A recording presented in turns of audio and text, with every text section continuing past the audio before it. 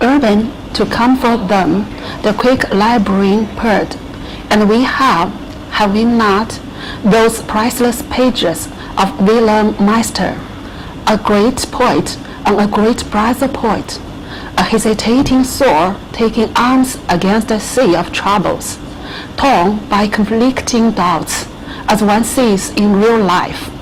He came a pace forward, on knees leather, creaking, and a step backward, a pace on the solemn floor. A noiseless attendant, setting open to the door but slightly, made him a noiseless back. "Directory," said he, creaking to go, albeit lingering, the beautiful, ineffective dreamer who comes to grief against hard facts, one always feels that Goethe's judgments are so true in the larger analysis.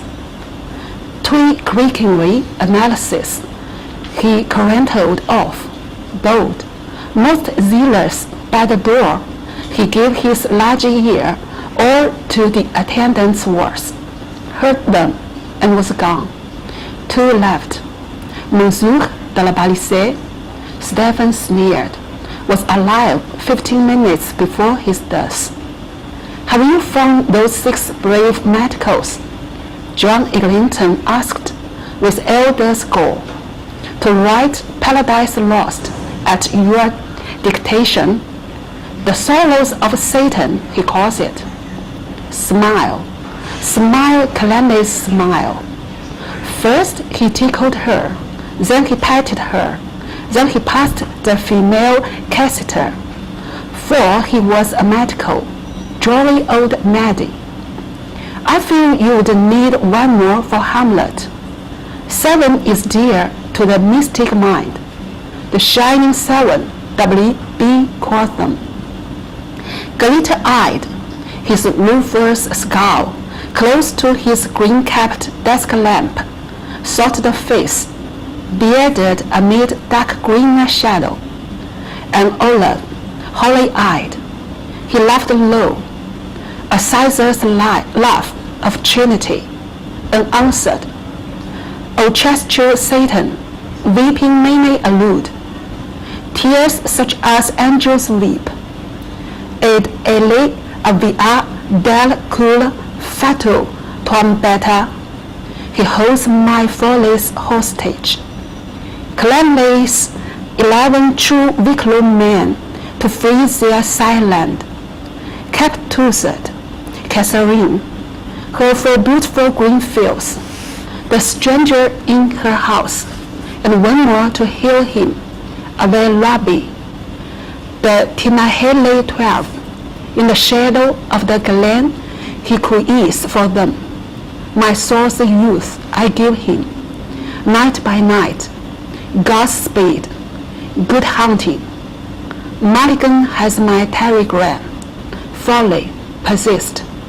Our young Irish hearts, John Eglinton censured, have yet to create a figure which the world will set beside Saxon Shakespeare's Hamlet, though I admire him, as old Ben did, on this side idolatry. All these questions are purely academic.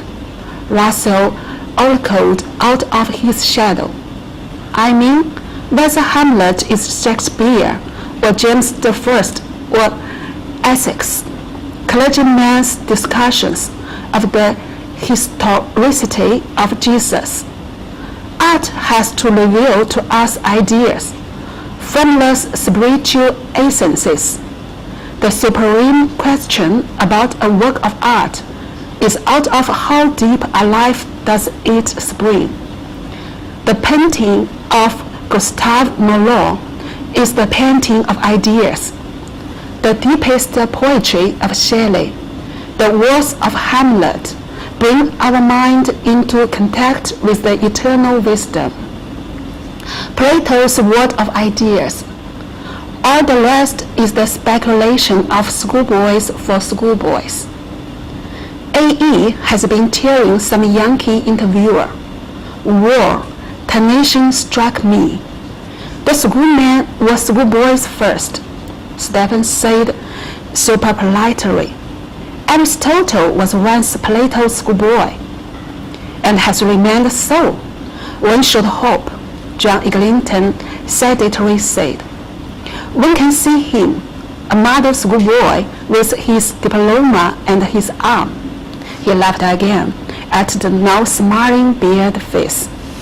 Formless spiritual, Father, word and holy breath. All Father, the heavenly man. He also Christos, magician of the beautiful, the Logos, who suffers in us at every moment. This verily is that. I'm the fire upon the altar. I'm the sacrificial batter. Dunlop, judge, the noblest Roman of them all. A.E. Arvo, the name ineffable, in heaven height. K.H., their master, whose identity is no secret to adepts. Brothers of the great white lodge, always watching to see if they can help. The Christ with the bride sister, moisture of light, born of an ensouled virgin, repentant Sophia, departed to the plane of Buddhi. The life esoteric is not for ordinary person. O.P. must work off bad karma first. Mrs. Cooper Oakley once glimpsed our very illustrious sister, H.P.B.'s elemental. O fire, out aunt, beautiful, you oughtn't to look. Mrs. So you oughtn't when a lady's showing off his elemental. Mr. Best entered, tall, young, mild, light. He bore in his hand with grace a notebook, new, large, clean, bright. That model schoolboy, Stephen said, would find harmless musings about the afterlife of his princely soul, the improbable, insignificant, and undramatic monologue as shallow as Plato's. John Eglinton, frowning, said, waxing loth, upon my word, it makes my blood boil to hear anyone compare Aristotle with Plato.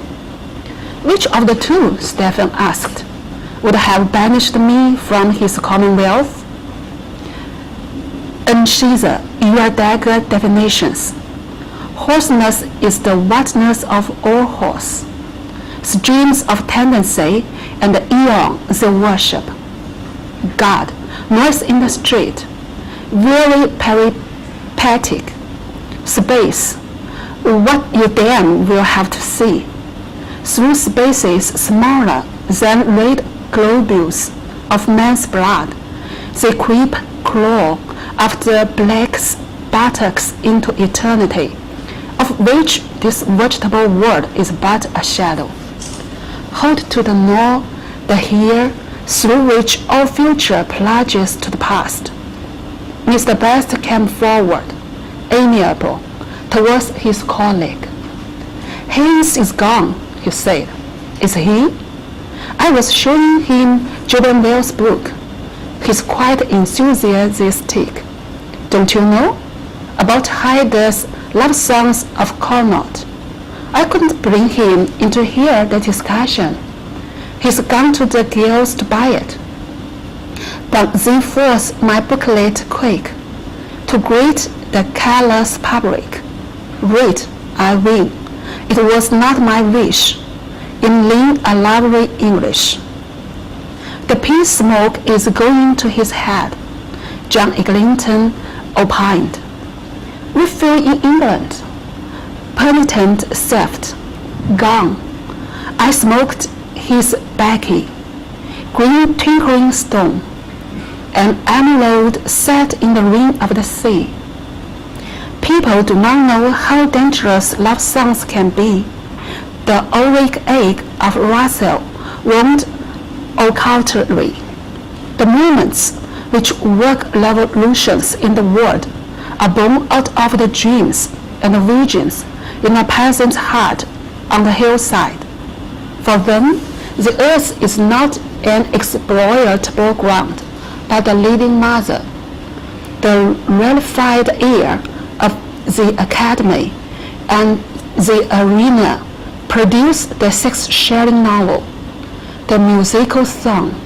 France produced the finest flower of corruption in Mallarmé, but the desirable life is revealed only to the poor of heart, the life of Homer's Phaeacians. From these words, Mr. Best turned an unoffending face to Stephen.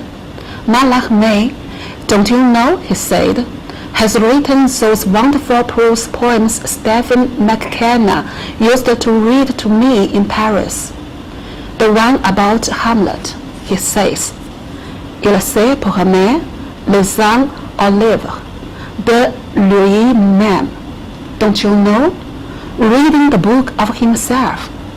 He describes Hamlet given in the French tongue. Don't you know? A provincial tongue. They advertised it.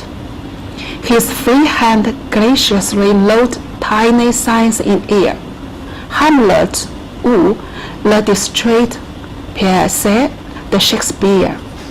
He repeated to John Eglinton's new gathered floor. P.S. de Shakespeare, don't you know? It's so French.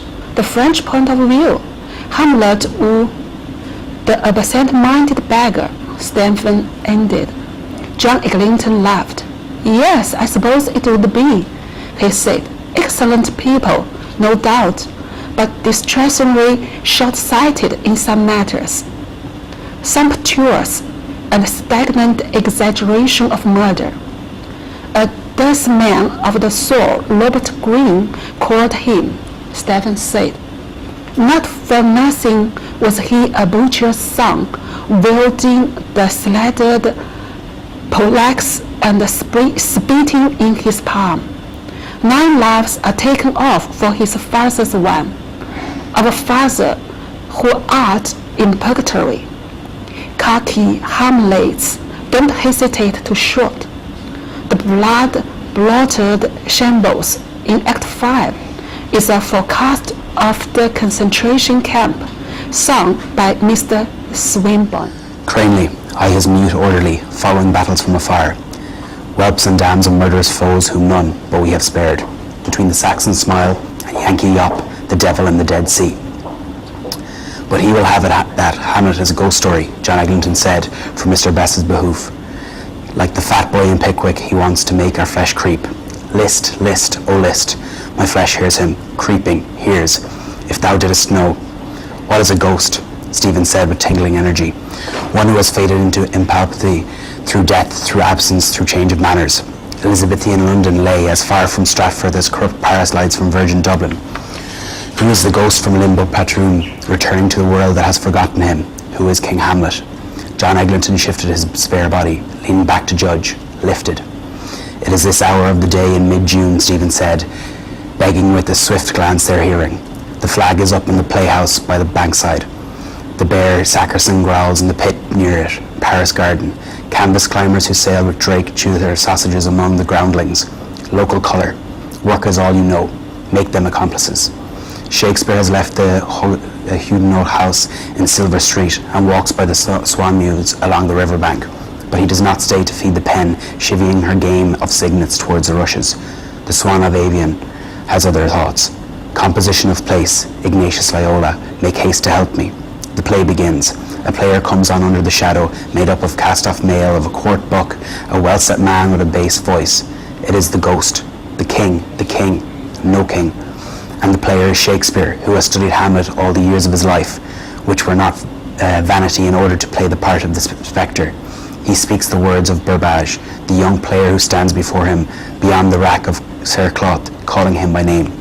Hamlet, I am thy father's spirit, bidding him list. To a son he speaks, the son of his soul, the prince, young Hamlet, and to the son of his body, Hamlet Shakespeare, who had died in Stratford, that his namesake may live forever. It is possible that player Shakespeare, a ghost in absence, and in the vesture of buried Denmark, a ghost by death, speaking his own words to his own son's name. Had Hamlet Shakespeare lived, he would have seen Prince Hamlet's twin.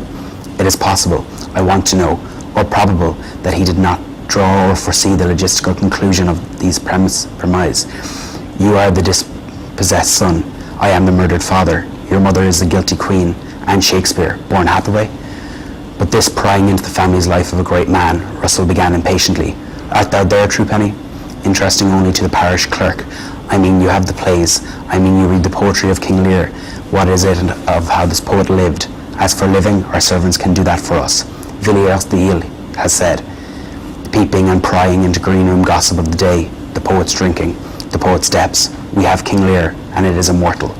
Mr. Best's face appealed to it. Agreed. Flow over them with your waves, and with your waves, Manon, Machler.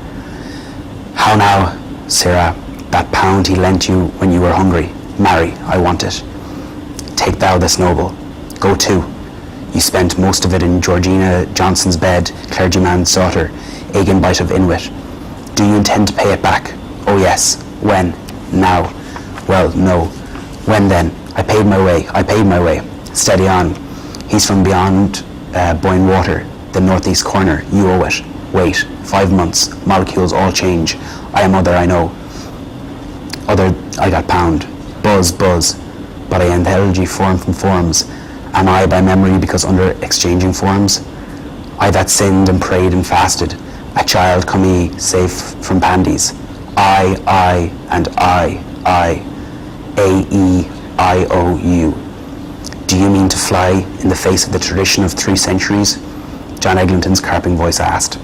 Her ghost at least has been laid forever. She died, for literature at least, before she was born. She died, Stephen retorted, 67 years after she was born. She saw him into and out of the world. She took his first embraces. She bore his children, and she laid pennies on his eyes to keep his eyelids closed when he lay in his deathbed. Mother's deathbed, candle, the sheeted mirror who brought me into the world lies there, bronze-lidded under the few cheap flows, Lilitha Rulitium. I wept alone. John Eglinton looked in the tangled glowworm of his lamp. The world believes that Shakespeare made a mistake, he said, and got out of it quickly as best he could. Bosh, Stephen said rudely. A man of genius makes no mistakes. His errors are volatile and are of portrayals of discovery open to let in the Quaker librarian, soft creek-footed, bald-eared and assiduous. A shrewd, John Eglinton said shrewdly. It is not a useful portrait of discovery, one should imagine. What useful discovery did Socrates learn from Xanthopy? Dialect, Stephen answered, and from his mother how to bring thoughts into the world. What he learned from his other wife, Myrta, absit nomen, Socratium epicidian, no man, not a woman, will ever know. But neither the midwife's lore nor the canonical lectures save him from the archons of Sinn Féin and their nagging of hemlock. But Anne Hathaway, Mr. Best's quiet voice said forgetfully, yes, we seem to be forgetting her as Shakespeare himself forgot her. His look went from Broder's beard to Carper's skull, to remind, to chide them, not unkindly, then to the bald pink lollard custard, guiltless though maligned. He had a good groat's worth of wit, Stephen said, and no truant memory. He carried a memory in his wallet as he trudged to Romanville whistling The Girl I Left Behind. If the earthquake did not time it, we should know where the place poor, Watt sitting in his form, the cry of hounds, the straddled bridle, and her blue windows. That memory, Venus and Adonis, lay in the bedchamber of every light of love in London. If Catherine the shrewd ill-favoured, Horencio called her young and beautiful. Do you think the writer of Antony and Cleopatra, a passionate pilgrim, had his eyes in the back of his head that he chose the ugliest doxy of the Warwickshire to lay withal? Good. He left her and gave the word of men. But his boy-woman are the women of a boy. Their life, thought, speech are lent them by males. He chose badly? He was chosen, it seems to me.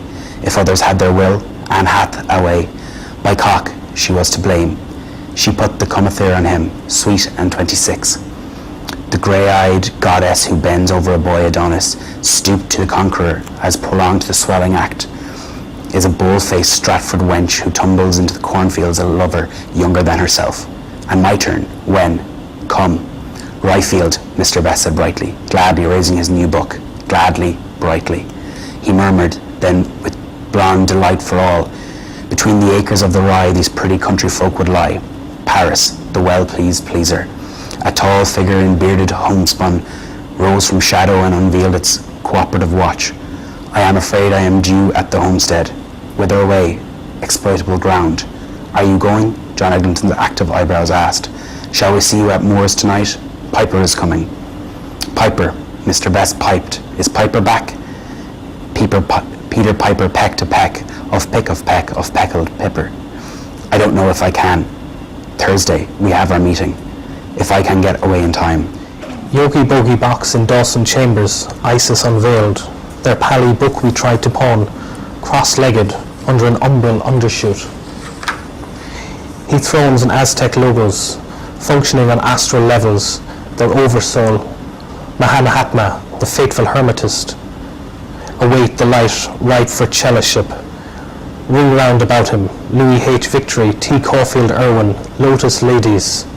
Tend them, eyes the eyes, their pineal glands aglow, filled with his god he thrones, bud under the plantain, gulfer of souls. Engulfer, he souls, she souls, shoals of souls, engulfed with wailing creepies.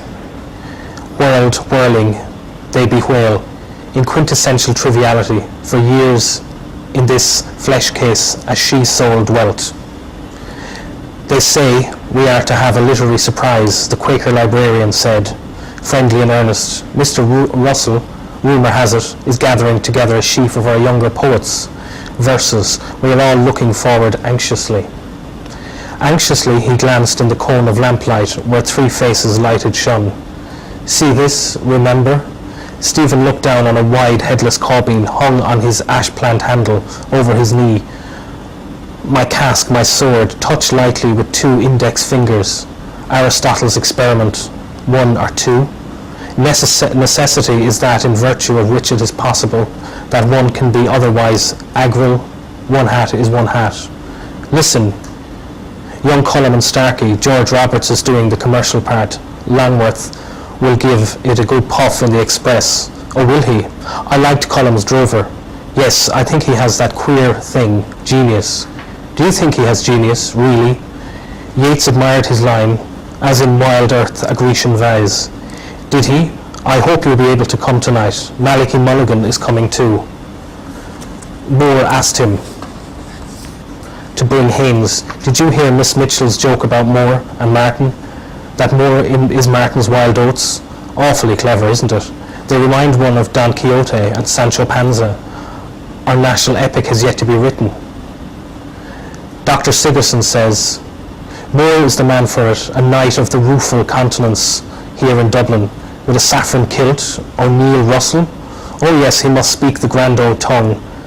And his Dulcinea. James Stephens is doing some clever sketches. We're becoming important, it seems.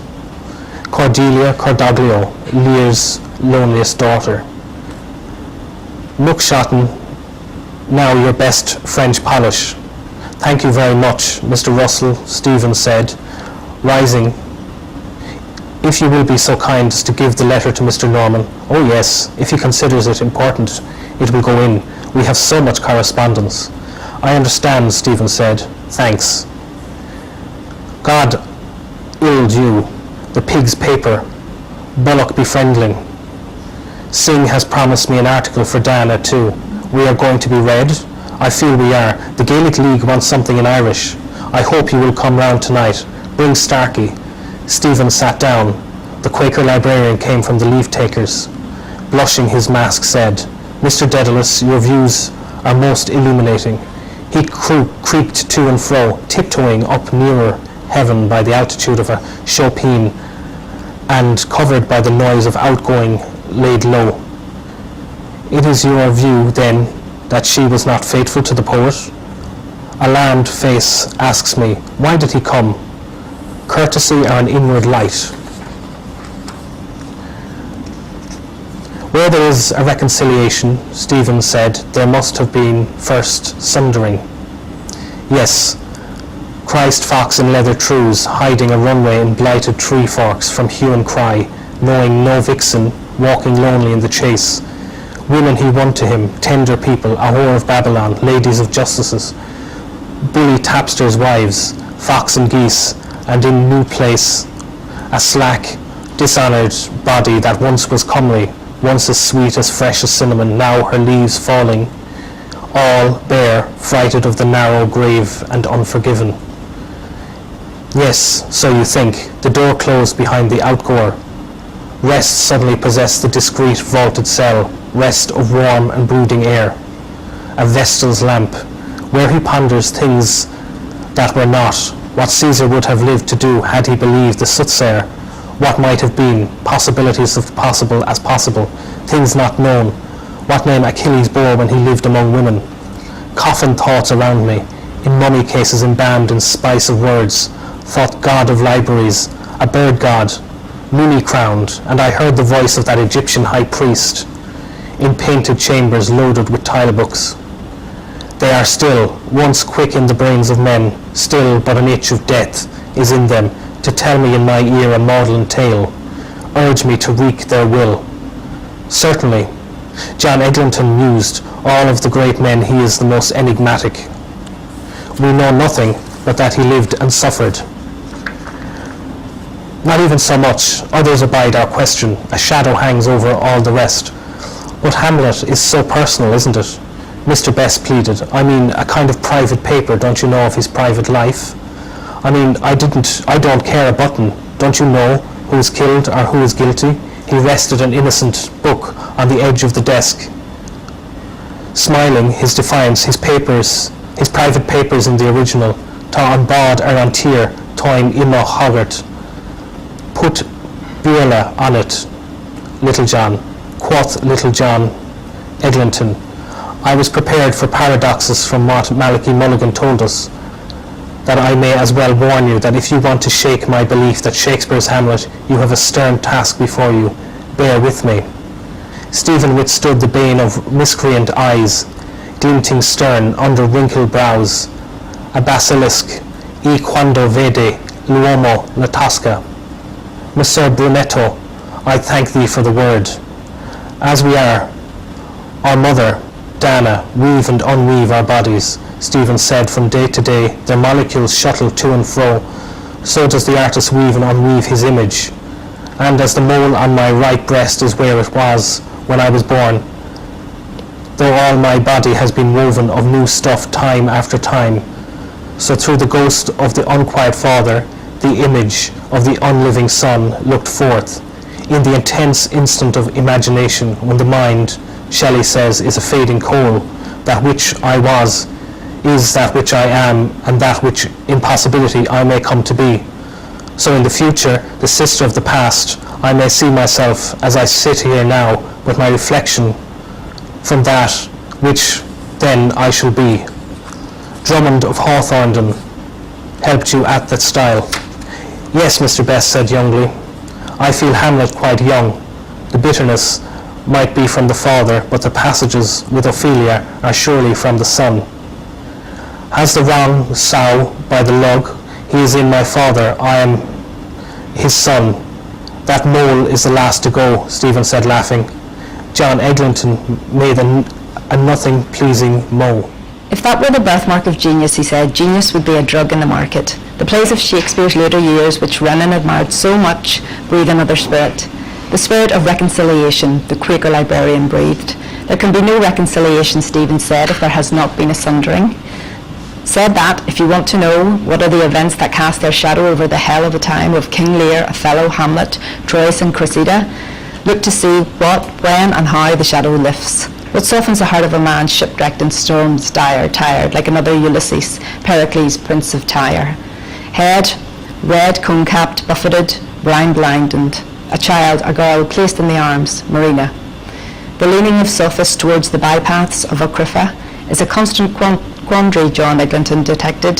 The high roads are dreary, but they lead to the town. Good bacon gone musty, Shakespeare's bacon, wild oats. Cipher jugglers going to the high roads. Seekers on the great quest. What town, good masters, mummed in names, Aeon, McGee, John Eglinton, east of the sun, west of the moon. Tiernan Ugg. "We did the train and staved. How many miles to Dublin?" 70, sir." "Will we be there by candlelight?" "Mr. Brands accepts it," Stephen said, "as the first play of the closing period." "Does he? What does Mr. Sidney Lee, or Mr. Simon Lazarus, as some aver his name is, say of it?" "Marina," Stephen said, "a child of storm. Miranda, a wonder. Perdita, that which was lost." "What was lost is given back to him, his daughter's child. My dearest wife," Pericles says, "was like this maid. Will any man love the daughter if he has not loved the mother?" "The art of being a grandfather," Mr. Bescan murmured. "L'art d'être grand." His own image to a man, with that queer thing genius is the standard of all experience, material and moral. Such an appeal will touch him. The images of another male of his blood will repel him. He will see them in grotesque attempts of nature to foretell and repeat himself. The benign forehead of the Quaker librarian enkindled rosily with hope. I hope Mr. Delius will work out his theory for the enlightenment of the public. And we ought to mention another Irish commentator, Mr. George Bernard Shaw. Nor should we forget Mr. Frank Harris. His articles on Shakespeare in the Sunday Review were surely brilliant. Oddly enough, he too draws for us an unhappy relation with the Dark Lady of the Sonnets. His rival is William Herbert, Earl of Pembroke. I own that if the poet must be rejected, such a rejection would seem more in harmony with, what shall we say, our notions of what ought not to have been. Felicitously he ceased, and held a meek head among them, oaks' eggs, prize of their fray. He bows in these her, with grave husband words, "Dost love, Miriam? Dost love thy man?" This may be too, Stephen said. There's a saying of Goethe's, Mr. McGee likes to quote, "Beware of what you wish for in youth, because you will get it in middle life." Why does he send one who is venerable, a bay where all men ride, a maid of honour with scandalous girlhood, a lordling to woo for him? He was himself a lord of language, and had himself made a cloistral gentleman, and had written Romeo and Juliet. Why? Belief in himself has been untimely killed. He was overborn in a cornfield first, rifled should I say.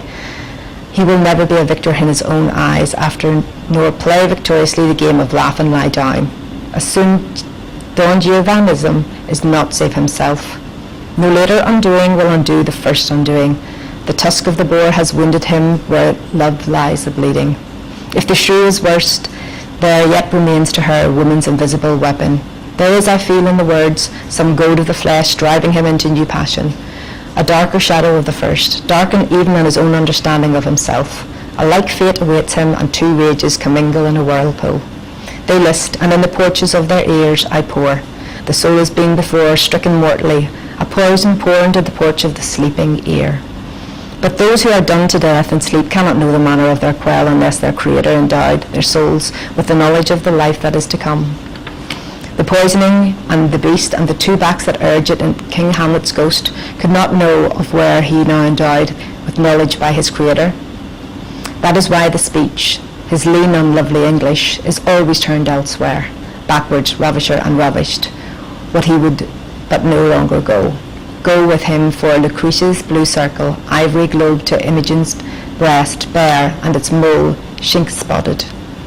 He goes back, weary of the creation he has piled up to hide him from himself, an old dog licking an old sore, but because his loss is his gain, he passes on towards eternity in undiminished, personal, untaught by the wisdom he has written or by the laws he has revealed. His beaver is up. He is a ghost, a shadow now, the wind by Elsinore's rocks. And what you will, the sea's voice, a voice heard only in the heart of him who is substance of his shadow, the sun consubstantial with his father. A man responds from the doorway, "Hast thou found me, O mine enemy?" L'entracte. A ribald face, sullen as a dean's, Buck Mulligan come forward. Then, blithe and motley, towards the greeting of their smiles, "My telegram." "You were speaking of the gaseous vertebrate, if I mistake not," he asked of Stephen. Primrose vested, he greeted gaily with his doffed Panama, as with a bauble. They make him welcome. "Was der verlacht wir, du noch deinen?" "Brood of mockers," Photius, pseudo Malachi, Johann Most. He who himself begot, middler of the Holy Ghost, and himself sent himself, Augenbayer, between himself and others, who put upon his friends, stripped and whipped, he nailed like bat to barn door, starved on cross tree, who let him bury, stood up, harrowed, fell, fared into heaven, and there these 1900 years, 16th on the right hand of his own self, but yet shall come in the latter day to doom, and quick and dead, when all the quick shall be dead already. Gloria in excelsis Deo. He lifts his hands, veils fall of flowers, bells with bells acquiring. Yes, indeed, the Quaker librarian said. A most instructive discussion, Mr. Mulligan, I'll be bound, has his theory too of the play and of Shakespeare. All sides of life should be represented. He smiled on all sides equally. Buck Mulligan thought, puzzled. Shakespeare, he said? I seem to know the name. A flying sunny smile rayed in his loose features. To be sure, he said, remembering brightly, the chap that writes like Sing. Mr. Best turned to him.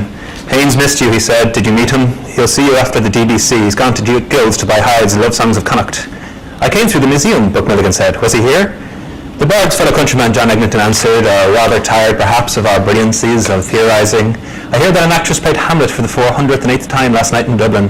Vining held that the prince was a woman. Has no one made him out to be an Irishman? Judge Barton, I believe, is searching for some clues. He swears, His Highness, not His Lordship, by St. Patrick. The most brilliant of all that story of Wiles, Mr. Best said, lifting his brilliant notebook, that portrait of Mr. W.H., where he proves that the sonnet's written by a Willie Hughes, a man all Hughes. For Willie Hughes, is it not? The Quaker librarian asked. Or Hughie Wills, Mr. William himself, W.H., who am I? I mean, for Willie Hughes, Mr. Best said, amending his glass easily. Of course, it's all paradox, don't you know, Hughes and Hughes and Hughes the colour, but it's so typical the way he works it out. It's the very essence of Wilde, don't you know, the light touch. His glance touched their faces lightly as he smiled, a blonde Phoebe, tame essence of Wilde. You're darned witty. 3 dams of Uska bow you drank with Dan Deasy's ducats. How much did I spend? Oh, a few shillings for a plump of pressman, humour wet and dry. Wit. You would give 5 wits for youth's proud livery he pranks in, lineaments of gratified desire. There'll be Manny, Mo, take her for me, in pairing time Jove a cool rough time sent them. Yeah, turtled of her. Eve, naked wheat-bellied sin, a snake coils her, fangs in kiss. Do you think this is only a paradox, the Quaker librarian was asking? The mocker is never taken seriously when he is most serious. They talked seriously of mocker's seriousness. Buck Mulligan again heavy face eyed Stephen a while, then his head wagging he came near, drew a folded telegram from his pocket. His mobile lips red, smiling with new delight. Telegram, he said. Wolf, wonderful inspiration. Telegram, a papal bull. He sat in the corner of the unlit desk reading aloud joyfully. The sentimentalist is he who would enjoy without incurring the immense debtorship for a thing done. Signed, Daedalus. Where did you launch it from? The Kips? No, College Green. Have you drunk the 4 quid? The aunt is going to call on your unsubstantial father. Telegram, Malachi Mulligan, the ship, Lower Abbey Street, oh you peerless mummer, oh you priestified kinshite. Joyfully he thrust message and envelope into a pocket, but keened in querulous brogue. It's what I'm telling you, Mr. Honey, it's queer and sick we were, Haynes and myself, the time himself brought it in. 'Twas murmur we did for a goddess potion would rouse a friar, I'm thinking, and he limp with the lechin. And we 1 hour and 2 hours and 3 hours in Connery sitting civil waits for pints apiece. He wailed. And we to be there, Mavrone, and you to be unbeknownst, sending us your conglomerations the way we have, our tongues out a yard long like the draggy clerks to be fainting for a pussful? Stephen laughed. Quickly, warningfully, Buck Mulligan bent down. The tramper Singh is looking for you, he said, to murder you. He heard you pissed in his howl door in Glasgow. He's out in Panpooties to murder you. Me? Stephen exclaimed. That was your contribution to literature. Buck Mulligan briefly bent back, laughing to the dark eavesdropping ceiling. Murder you, he laughed. Harsh gargoyle face that warred against me over our mess of hash of lights and ruse unto their arts. In words of words for words, palabra, ushing with Patrick, phone man he left in Clamart Woods, banishing a wine bottle. C'est vendredi sang, withering Irish. His image wandering he met, I met a fool in the forest. Mr. Lister, an attendant, said from the door ajar, in which everyone can find his own. So Mr. Justice Madden, in his diary of a master silence, has found the hunting terms. Yes, what is it?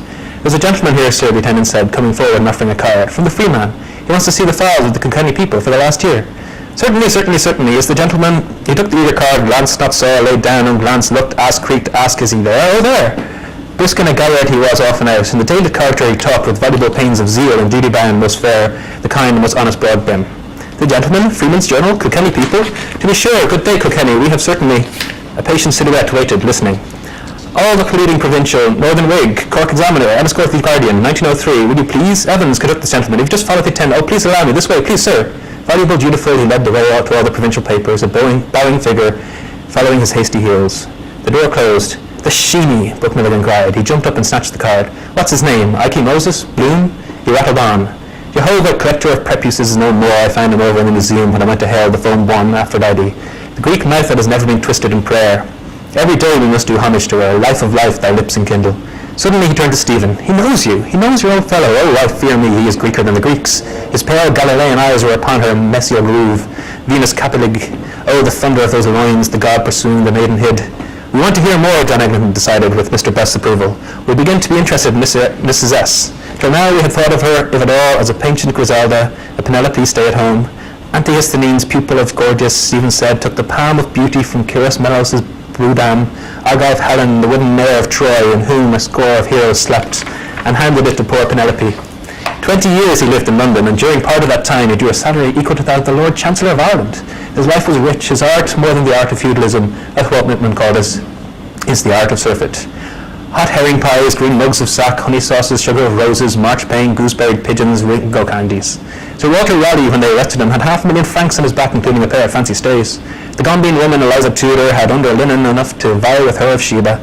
20 years he dallied there between conjugal love with its chaste delights and skirtory love and its foul pleasures. You know Manningham's story of the burgher's wife who bade Dick Burbage to her bed after she had seen him in Richard III, and how Shakespeare, overhearing, without more ado about nothing, took the cow by the horns, and when Burbage came knocking at the gate, answered from the captain's blankets, "William the Conqueror came before Richard III." And the gay leckin Mistress Fitton mountain cry, "Oh, and his dainty burnsides, Lady Penelope Rich, a clean quality woman is suited for a player, and the punks of the bankside a penny a time. Curlaren, and Corvin sous, nous ferons de petit conchier, mignette vous." The height of fine society, and Sir William Davenant of Oxford's mother with her cup of canary for every cock canary. Buck Milligan with his pious timed up to proud, "Blessed Mary, Margaret Mary Anycock." And Harry of Six Wives' daughter, and other lady friends from neighbouring seats, and Lowell Tennyson, gentleman poet, sings. But all those 20 years, what do you suppose poor Penelope in Stratford was doing behind the diamond panes? Do and do, thing done in a rosary of Fetterlane of Jared Herbalist, he walks great Auburn. An azured harebell like her veins, lids of Juno's eyes, violets he walks, one life is all, one body, do, but do, afar in a reek of lusk and squalor, hands are laid in whiteness. Buck Milligan rapped John Eglinton's desk sharply. "Whom do you suspect?" he challenged. "Say that he is the spurned lover in the sonnets. Once spurned, twice spurned, but the court wanton spurned him for a lord, his dreamy love. Lord, love that dare not speak its name. As an Englishman, you mean?" John Sturdy Eglinton put it. "He loved a lord. Old world where sudden lizards flash. At Carrington I watched them." "It seems so," Stephen said, "when he wants to do for him and for all the other and singular uneared wombs, the Holy Office and Ostler does for the stallion. Maybe, like Socrates, he had a midwife to mother as he had a shrew to wife. But she, the giglet wanton, did not break a bed vow. Two deeds are wagged from that ghost's mind, a broken vow and the dull-bound yokel on whom her favour has declined, deceased husband's brother. Sweet Anne, I take it, was hot in the blood. Once a wooer, twice a wooer." Stephen turned boldly in his chair. "The burden of proof is with you, not with me," he said, frowning. "If you deny that in the fifth scene of Hamlet he has branded her with infamy, tell me why is there no mention of her during the 34 years between the day she married him and the day she buried him? All those women saw their men down and under. Mary, her good man John, Anne, her poor dear Willem, when he went and died in her, raging that he was the first to go. Joan, her 4 brothers, Judith, her husband and all her sons, Susan, her husband too, while Susan's daughter, Elizabeth, to use Granddaddy's words, let her second, having killed her first. And yes, mention there is, in the years when he was living richly from Royal London to pay a debt, she had to borrow 40 shillings from her father's shepherd. Explain you then, explain the swan song too, wherein he has commanded her to posterity." He faced their silence. Eglinton, "You mean the will that has been explained, I believe, by jurists. She was entitled to a widow's dower at common law, her legal knowledge was great, our judges tell us. Him Satan fleers, mocker. And therefore he left out her name from the first draft. He did not leave out the presents for his granddaughter, for his daughters, for his sisters, for his old cronies in Stratford and in London. And therefore, when he was urged, as I believe, to name her, he left her his second best bed. Left her his second best, left her his bestabbed, sebacist, left a bed. Whoa. Pretty country folk had few chattels then, John Eglinton observed, as they still, however, of our present plays are true to type. He was a rich country gentleman, Stephen said, with a coat of arms and the landed estate at Stratford and a house in Ireland Yard, a capitalist shareholder, a bill promoter, a tithe farmer. Why did he not leave her away the rest of her nights in peace? It is clear that there were 2 beds, a best and a second best, Mr. Second Best Bed said finally. "Sabrasio mensima palmo," better book Mulligan, and was smiled on. "Antiquity mentions famous beds," Second Eglinton Pucker, bed smiling. "Let me think. Antiquity mentions a Stagirite school urchin and bald heathen sage," Stephen said, "who was then dying in exile freeze and endows his slaves, pays tribute to his elders, wills to be laid in earth near the bones of his dead wife, and bids his friends to be kind to an old mistress. Don't forget Melgrin Hippolytus, and let her live in his villa." "Do you mean he died so?" Mr. Best asked with slight concern. "I mean, he died dead drunk," Miss Buck Milligan capped. "A quart of ale is a dish for a king. Oh, I must tell you what Dowden said." "What?" asked Best Eglinton. William Shakespeare and His Company Limited, the People's William, for term supply, he died in Highfield House. Lovely, Buck Mulligan spied amorously. I asked him what he thought of the change of pedestry brought against the bard. He turned his hands and said, all we can say is that life ran very high in those days. Lovely, catamite. The sense of beauty leads us astray, and beautiful sadness best to ugling Eglinton. Steadfast John replied severe, the doctor can tell us what those words mean. You cannot eat your cake and have it. Sayest thou so? Will they wrest from us for me the palm of beauty? And the sense of property, Stephen said. He drew Sherlock out of his long pockets. The son of a malt jobber and moneylender, he was a corn jobber and a moneylender, with 10 tods of corn hoarded from the faminites. His borrowers are no doubt those diverse of worship mentioned by Chettle Falstaff, who reported his upright sense of dealing. He sued a fellow player for the price of a few bags of malt, extracted his pound of flesh, in interest for every money lent. How else could Aubrey's ostler and Colby get rich quick? All events brought grist to his mill. Sherlock chimes with the Jew baiting that followed the hanging and quartering of the Queen's Leech Lopez, his Jew's heart being plucked forth while the Sheeny was yet alive. Hamlet and Macbeth with the coming to the throne of a Scotch filibuster and a turn for witch roasting. The lost Armada in his jeer and Ludlay was lost, his pageants, the histories, sailed full bellied in the tide of Mayfield enthusiasm. Warwickshire Jesuits are tried, and we have a porter's theory of equivocation. The Sea Venture comes home from the Bermudas, and the play Run and Admired is written with Patsy Caliban, our American cousin. The Sugared Sonnets follow Sidney's. As for Fairy Elizabeth, otherwise Carty Best, the gross virgin who inspired the Merry Wives of Windsor, let some Mynheer from Almany grope his lifelong for deep-hid meanings in the depths of the book basket. I think you're getting on very nicely. Just mix up a mixture of theological, philophological, mingo, minxy, minctum, mingere. Proof that he was a Jew, John Eglinton dared expectantly. Your Dean of Studies holds that he was a Holy Roman. Sopra manda sum. He was made in Germany, Stephen replied, as the champion French polisher of Italian scandals. A myriad-minded man, Mr. Best reminded. Coleridge called him myriad-minded. Amplius in societate humana hoc est maxima necessarium utsit amicita inter multos.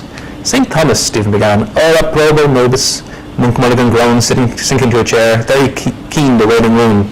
Pogue Mahone, Acushna Macri, it's destroyed we are from this day, it's destroyed we are surely. All smiled their smiles. St. Thomas, Stephen smiling said, whose gore-bellied works I enjoy reading in the original, writing of incest from a standpoint different from that of the New Viennese school Mr. McGee spoke of, likens it in his wise and curious way to an avarice of the emotions. He means that the love so given to one near and good is covetously withheld from some stranger who, it may be, hungers for it. Jews whom Christians tax with avarice are of all races most given to intermarriage. Accusations are made in anger. The Christian laws, which built up the hordes of the Jews for whom, for the latter, storm of shelter, bound their affections too with hoops of steel. Whether these be sins or virtues, old nobody will tell us at Bloomsday lute. But a man who holds so tightly to what he calls his rights over what he calls his debts will hold tightly also to that what he calls his rights over whom he calls his wife. No sir small neighbour shall covet his ox or his wife or his manservant or his maidservant or his jackass. Oh, as Jenny asked, Book Mulligan antiphoned. Gentle Will is being roughly handled, gentle Mr. Best said gently. Which will, gagged sweet Book Mulligan? We are getting mixed. The will to live, John Eglinton philosophized, for poor Anne Will's willow is the will to die. Requisiat, Stephen prayed. What of all the will to do? It has vanished long ago. She lies laid out in stark stiffness in the second best bed, the mobile queen, even though you prove that a bed in those days was as rare as a motor car is now, that its carvings were a wonder of the 7 parishes. In old age she takes up with the gospellers, and once stayed at New Place and Record Quarter, sacked the town paid for her, but which bed she slept, it skills not to ask, and heard that she had a soul. She had read to her chapbooks, preferring them to the Merry Wives, and loosing her nightly waters in the Jordan. She thought over hooks and eyes for believers' breeches, and the most spiritual snuff-boxes make the most devout snows to sneeze. Venus has twisted her lips in prayer, aching bite of inwit, remorse of conscience. It is an age of exhausted whoredom groping for its God. History shows that to be true, inquit Eglintonius Chronologus. The ages succeed one another. But we have it on high authority that a man's worst enemies shall be those of his own house and family. I feel Russell is right. What do we care for his wife or father? I should say that only family poets have family lives. Falstaff is not a family man. I feel that the fat knight is his supreme creation. Lean he lay back, shy, denied thy kindred, the unco good. Shy, supping with the godless, he sneaks the cup. As Miltonian Antrim baited him. Visit him here on quarter days. Mr. McGee, sir, there's a gentleman to see you. Me? Say he's your father, sir. Give me my Wordsworth. Enter McGee, more Matthew, a rugged, rough-headed kern, in Strossers with a button codpiece, his netherstocks bemired with the clawber of 10 forests, a wand of wilding his hand. Your own? He knows your old fellow, the widower. Hurrying to her squatted death lair from gay Paris, on the quayside I touched his hand. The voice knew warmth speaking. Dr. Bob Canny is attending her. The eyes that wish me well, but do not know me.